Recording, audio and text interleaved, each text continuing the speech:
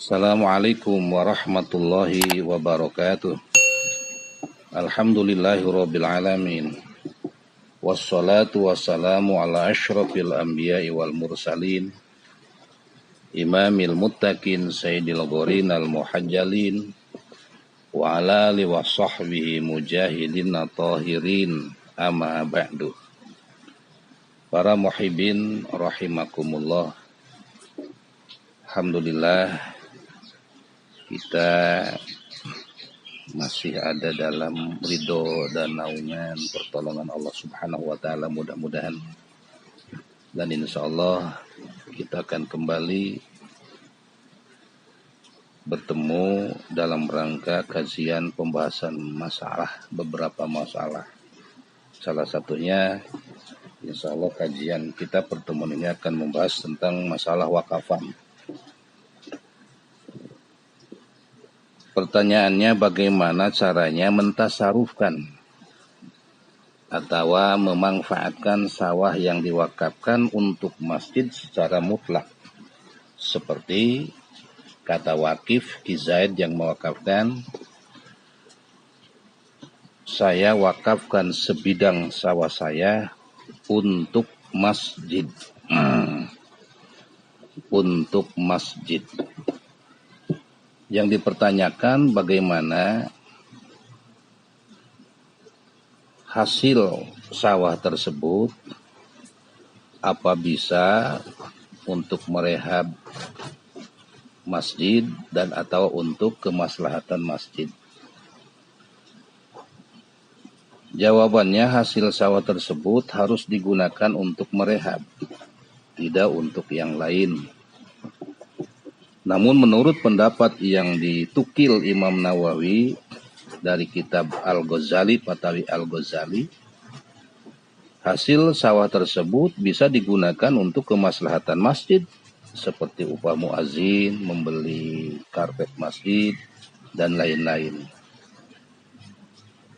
Dijelaskan dalam kitab Fathul Mu'in, I'anatul Talibin Juz'ani Shahifah 182, wa yusarrafu rai'ul mawqufi 'alal masjidi mutlaqan aw 'ala imaratihi bil bina'i walali munaratihi wa bi takhsisil muhakkami wa sulami wa bi ujratil qayyimi lal muaddinu wal imamu wal husuru wa dhihnu ila ingkana al waqfu li masalihi fa yusarrafu fi dalika ila anqala lakinahu nukila ba'dahu an Fatawil Ghazali ana yusarrafu lahuma wa huwa al-auzah kama fil waqfi alal masalih. Jadi artinya, menurut pendapat Imam Nawawi, hasil nukil dari kitab Fatawi Al-Ghazali, pendapat yang auzah, yang bisa diambil kesimpulannya, dipakai patokan hukumnya, di mana-mana ada seseorang yang mewakafkan sebidang sawah untuk masjid, wakafnya mutlak, maka itu bisa hasil sawah tersebut dipakai merehab masjid atau dipakai kemaslahatan masjid seperti upah muazin, imam, dan membeli karpet dan lain-lain. Itu pendapat yang kita bisa pegang, kaulnya kuat. Yang kedua, ada seseorang meminta sumbangan untuk pembangunan masjid. Kemudian uang hasil sumbangan tersebut dibelikan bahan-bahan bangunan untuk membangun masjid. Apakah bahan bangunan itu termasuk menjadi wakafan masjid atau bukan? Jawabannya, menurut pendapat Asy-Syaikh Abu Muhammad dalam kitab I'anatul Talibin Juz' Salis Shahifah 161, itu termasuk barang wakafan masjid. Dijelaskan, wakada termasuk barang wakapan, la ukhida minan nasi liyubna bihi zawiyatan aw ribatan fayasiru kadalika bi mujarradi bina'ihi. Jadi termasuk barang wakapan masjid. Walaupun uang dari sumbangan, tapi sama panitia dibeliin barang-barang bahan-bahan material masjid. Dibangunlah masjid itu yang sudah jadi masjid dari bahan-bahan tersebut. Bahan-bahan tersebut termasuk wakaf masjid. Masalahnya yang ketiga, bagaimana apabila seseorang mewakafkan sesuatu tanpa menyebutkan siapa nazirnya, pengurusnya, dipertanyakan siapa yang harus merawat wakapan tersebut. Nah itu emang ditafsir, dijelaskan ada beberapa masalah. Dalam kitab I'anatul Talibin juz salis Sohifah 185 wa ila yustaratul yahadin fahwali qadin ila angkola bahasa badum anala khusya minal qadi aqlul waqfi li jawrihi jaja liman wa biyadi sarfu fi masarifihi in arafaha. Ya, yang merawatnya itu hakim. Tetapi menurut bahasan Badum, kalau hakim tersebut dikhawatirkan dia makan barang wakapan karena zaut, lacur, maka wenang bisa yang merawat tersebut bukan hakim. Orang yang dipercaya, orangnya jujur, itu aja. Kalau nggak ada, maka diserahkanlah kepada kiai, ahli fakih yang mengatur. Kalau bisa ya Pak Kiainya yang merawat wakapan. Kalaupun nggak keburu karena banyak kesibukan, maka bisa dipercayakan kepada seseorang, orang tersebut dikasih masukan dan dikasih saran, dibimbing oleh Pak Kiai. Itulah masalah ketiga. Masalah yang keempat, bagaimana hukumnya menjual alat-alat atau bahan bangunan masjid yang telah rusak, seperti kayu, tikar, dan lain-lainnya. Dijelaskan dalam salah satu kitab I'anatul Talibin juz salis Sohifah 180 wa yajuju bai'u husuril masjid al mauqufati alaihi dabaliyas biandaha bajamaluha wa naf'uha wa kanas al maslatu fi bai'iha wa kada judu'u al munkasiro. Boleh diperbolehkan menjual karpet-karpet masjid yang diwakafkan ke masjid kalau tidak bisa untuk dialak manfaat dan digunakan karena sudah hancur, bisa dijual kalau ada yang mau menjual. Uangnya nanti kembali ke masjid. Nah, termasuk seperti karpet masjid, judu al-munkasiro, bahan-bahan kusen masjid dan sebangsanya. Kalau sudah tidak bisa digunakan untuk masjid, itu boleh dijual. Tapi kalau bisa digunakan seperti dibuat esteger, dibuat tangga, itu jangan dijual. Manfaatkan dululah ke masjid. Buat tangga, buat esteger, atau bisa dipilih yang bagus-bagus untuk dibikin papan masjid, papat buat pintu masjid, atau loster masjid, itu tidak boleh dijual. Tidak boleh dijual selagi bisa dialah manfaat.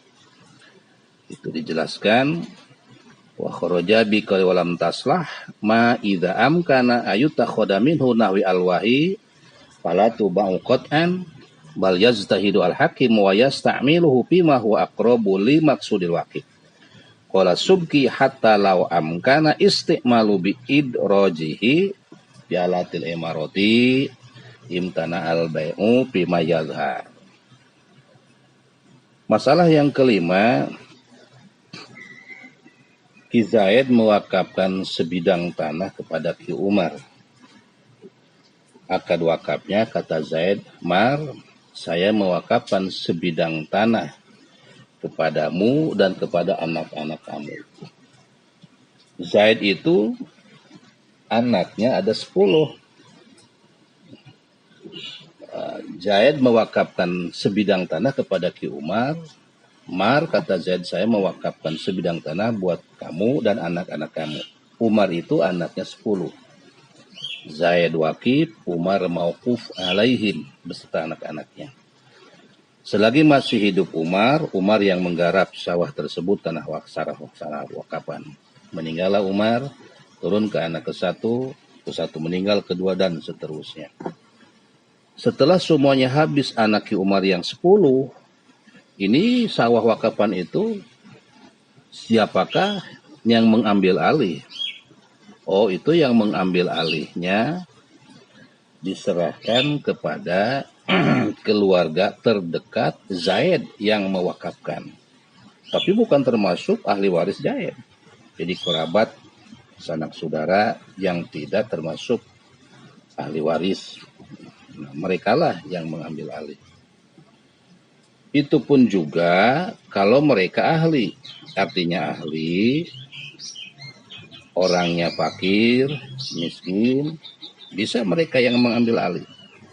Tapi kalau orangnya kaya, keluarga terdekat Zaid ini orangnya kaya semua. Orang yang haram menerima zakatan, maka itu wakapan tersebut dikelola, ambil alih oleh imam, dan imam mengelolanya diatur kepada kemaslahatan muslimin.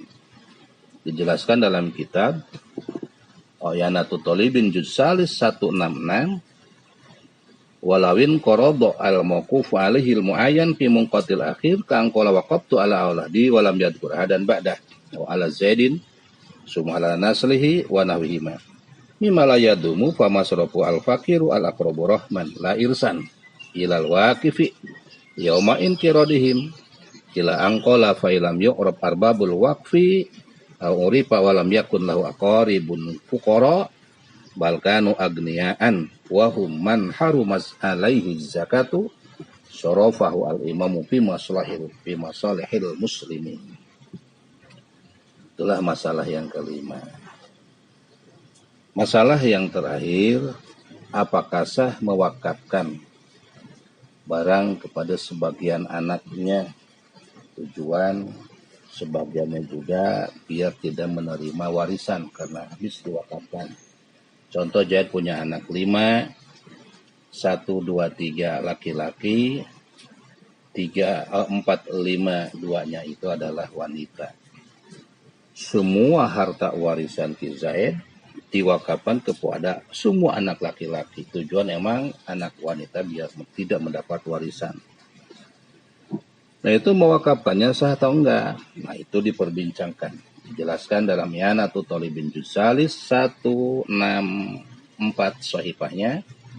Far'un yaqoli kasirin innahum yakifuna amwalahum fi sihatihim ala dzukuri auladihim qasidina bidalika hirmana irsihim wa qad takarrara min ghairi wahidin al-ibta'u fi butlanil waqfi hinaidin. Nah, menurut salah satu pendapat wakafnya hukumnya batal kalau tujuannya biar semua anak laki yang mendapat harta lewat wakafan, anak wanita dua-duanya tidak mendapat warisan karena habis diwakafkan. Mewakafkan dengan tujuan seperti itu batal wakafnya.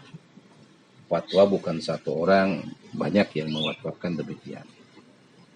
Tapi ada satu pendapat Syekhuna Ton Badawi bihi nadorun dohirun diperbincangkan bala al-wajhu as-sihhatu balikah. Menurut satu pendapat itu sah hukumnya, sah wakafnya walaupun dengan niat tersebut Aima adami ismin aidon dan tidak mendapatkan dosa. Cara demikian wakafnya sah, tidak berdosa Zaidnya mewakafkan dengan niat tersebut. Tapi kalau kita lihat ada beberapa pendapat yang memperkuat kepada pendapat yang membatalkan wakaf. Waqad taqarrara min ghairi wahidin al-ibta'u, bukan 1, 2, 3. Berapa banyak para ulama yang membatalkan wakafnya dengan niat biar anak wanita tidak mendapatkan warisan karena habis semuanya diwakafkan. Itu pendapat ini yang kuat, jadi batal wakafnya. Cukup sekian 6 masalah yang bisa diutarakan. Mudah-mudahan ada manfaatnya. Insya Allah di lain kesempatan kita akan kembali lagi. Assalamualaikum warahmatullahi wabarakatuh.